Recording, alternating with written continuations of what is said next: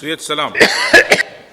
Sir, കേരളത്തിലെ കായൽ ടൂറിസത്തിന് ഹൗസ് ബോട്ട് പോലെ തന്നെ വളരെ പ്രധാനപ്പെട്ട ഒന്നായി കൊച്ചി വാട്ടർ മെട്രോ ഇപ്പോൾ മാറിയിട്ടുണ്ട്. സഞ്ചാരികൾക്കിടയിൽ വലിയ സ്വീകാര്യതയാണ് ഇതിനകം ലഭിച്ചത്. യാത്രാ ഉപാധി എന്ന നിലയിലാണ് മെട്രോ അവതരിപ്പിച്ചതെങ്കിലും ടൂറിസം സാധ്യതകൾ കൂടി മനസ്സിലാക്കി ഇത്തരം നൂതനമായ സംരംഭങ്ങൾ നമ്മുടെ ടൂറിസം മേഖലയിലേക്ക് വ്യാപിപ്പിക്കാൻ നടപടി സ്വീകരിക്കുമോ എന്നുള്ളതാണ്. സർ, കേരളത്തിലെ കായൽ ടൂറിസത്തിന് ഹൗസ് ബോട്ട് പോലെ തന്നെ വളരെ പ്രധാനപ്പെട്ട പേര് നൽകിയ ഉൽപ്പന്നമായി കൊച്ചിയിലെ വാട്ടർ മെട്രോ മാറിക്കഴിഞ്ഞിട്ടുണ്ട്. നമ്മുടെ കായൽ പരപ്പുകൾ ലണ്ടനിലെ വീതികളിലൂടെ സഞ്ചരിക്കുന്ന കാഴ്ച സോഷ്യൽ മീഡിയയിൽ ഒരു ട്രെൻഡായിരുന്നു സർ. അത്രയേറെ പ്രാധാന്യമാണ് ബാക്ക് വാട്ടർ ടൂറിസത്തിന് അന്താരാഷ്ട്ര ക്യാമ്പയിനുകളിൽ കേരള ടൂറിസം നൽകുന്നത്. ആഭ്യന്തര വിദേശ സഞ്ചാരികളുടെ ഏറ്റവും പ്രിയപ്പെട്ട ടൂറിസം പ്രൊഡക്റ്റായി നമ്മുടെ കായലുകൾ മാറിക്കഴിഞ്ഞു സർ. കുമരകവും ആലപ്പുഴയും അഷ്ടമുടിയും കൊച്ചിയും വലിയ പറമ്പും സഞ്ചാരികളുടെ ഇഷ്ടകേന്ദ്രങ്ങളാണ്. കൊച്ചി വാട്ടർ മെട്രോ കൊച്ചിയിൽ വരുന്ന സഞ്ചാരികൾക്ക് പുതിയൊരു അനുഭവമായി, ഒപ്പം തന്നെ പരിസ്ഥിതി സൗഹൃദവും ഇത്തരം നൂതന ആശയങ്ങൾ കേരളത്തിൻ്റെ വിനോദസഞ്ചാര മേഖലയിൽ നടപ്പിലാക്കാൻ ശ്രമിക്കും. ലക്ഷറി യാട്ടുകൾ, വിവിധതരം ആഡംബര മിനി ലേക്ക് ക്രൂയിസുകൾ, രാത്രിയിൽ പ്രവർത്തിക്കുന്ന ഡിന്നർ ക്രൂയിസുകൾ എന്നിവ കൂടി കേരളത്തിൽ നടപ്പിലാക്കുവാൻ മാരിടൈം ബോർഡുമായി കൂടിയാലോചന നടത്തിയിരുന്നു സർ. ബഹുമാനായ തുറമുഖ വകുപ്പ് മന്ത്രി ഈ യോഗത്തിൽ വളരെ പ്രധാനപ്പെട്ട ചില തീരുമാനങ്ങൾ കൈക്കൊള്ളുമെന്ന് അറിയിച്ച് അദ്ദേഹം അതിൻ്റെ ഫോളോ അപ്പ് നടത്തിയിട്ടുണ്ട് സർ. ഇതിലെല്ലാം തന്നെ പരിസ്ഥിതി സൗഹൃദമായി പ്രവർത്തിക്കുന്നവരെ പ്രോത്സാഹിപ്പിക്കുവാൻ പദ്ധതികൾ കൊണ്ടുവരുന്ന കാര്യം പരിശോധിക്കുന്നതാണ്.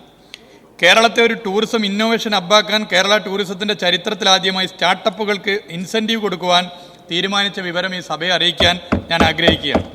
നൂതന ആശയങ്ങളെയും സംരംഭകരെയും പ്രോത്സാഹിപ്പിക്കുവാൻ കേരള ടൂറിസം ശ്രമിക്കുമ്പോൾ അതിന് വളരെ പോസിറ്റീവായി തന്നെ കാര്യങ്ങളെ കണ്ട് മുന്നോട്ട് പോകണം എന്നുള്ളത് പ്രത്യേകം ചൂണ്ടിക്കാട്ടാൻ ഞാൻ ആഗ്രഹിക്കുന്നു. സെക്കൻഡ് ക്വസ്റ്റ്യൻ സർ, ആലപ്പുഴ, കൊല്ലം, കോട്ടയം തുടങ്ങിയ നമ്മുടെ കായൽ ടൂറിസം മേഖലയിൽ ഇപ്പോൾ എത്തുന്ന സഞ്ചാരികൾ കേവലമായി യാത്ര മാത്രമാണ്, ഹൗസ് ബോട്ടിൽ യാത്ര ചെയ്ത് പോകുന്ന രീതി മാത്രമാണ് വരുന്നത്. മറ്റ് സാധ്യത നമുക്ക് ഉപയോഗപ്പെടുത്താൻ സ്വാഭാവികമായിട്ട് കഴിയുന്നില്ല.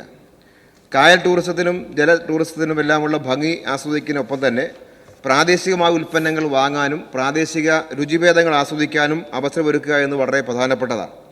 ആ നിലയിൽ കായൽ ടൂറിസവും ജല ടൂറിസവും വിഭാവനം ചെയ്യുമ്പോൾ തദ്ദേശീയരായ ജനങ്ങളുടെ വരുമാന വർധനവ് കണക്കാക്കി നമുക്ക് ഇത്തരം കാര്യങ്ങളുടെ ഒരു സാധ്യത കൂടി എങ്ങനെ ഉപയോഗപ്പെടുത്താൻ കഴിയും എന്നാണ് ചോദ്യം.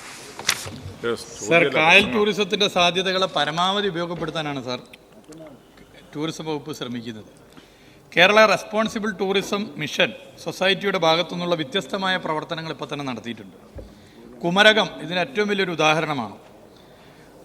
കുമരകം എന്ന കായൽ ടൂറിസം ഡെസ്റ്റിനേഷനെ ലോകത്തെ തന്നെ ഏറ്റവും മികച്ച ഉത്തരവാദിത്ത ടൂറിസം കേന്ദ്രമായി പ്രഖ്യാപിച്ചിട്ടുണ്ട്.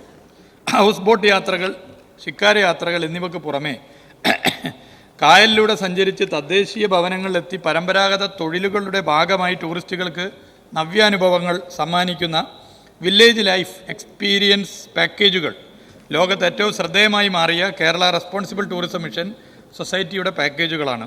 കുമരകത്തിൻ്റെ കായൽ ടൂറിസം സാധ്യതകൾക്ക് പുറമെ ഐമനം മോഡൽ RT ഗ്രാമത്തിൽ കായൽ ടൂറിസത്തിൻ്റെ വിവിധ സാധ്യതകൾ Kerala responsible tourism mission society കാഴ്ചവെച്ചിട്ടുണ്ട്.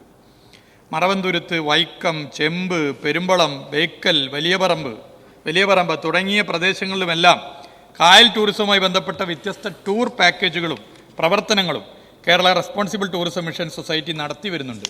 ഇവയിൽ പലതും സാർവദേശീയമായ അംഗീകാരങ്ങൾ വരെ നേടിയിട്ടുണ്ട്.